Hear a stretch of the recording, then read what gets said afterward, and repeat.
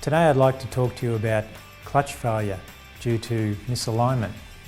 This happens in any vehicle, but in particular to the following kits: R379N, R1076N, R1136N, R1137N and R1112N.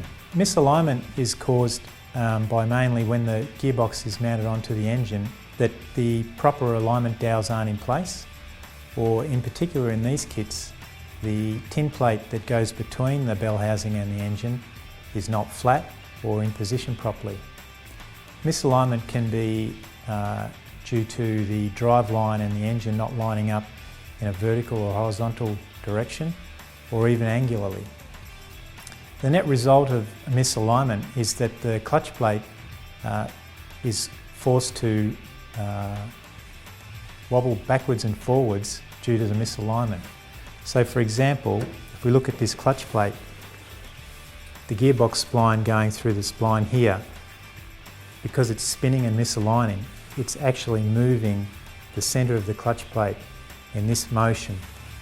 I guess the main sort of action you would see would be the clutch plate moving like this. When it's moving like this and the friction surface is being clamped between the flywheel and the clutch plate, pressure plate, the centre of the clutch plate is being fatigued and you will get cracking through the segments, causing the clutch plate to fail. You can also get failure of the side plates through the windows. So to make sure that doesn't happen when you're putting the gearbox onto the engine, make sure that the tin plate and the connection faces are all clean and that the dowels are in place, and that will ensure you have correct alignment.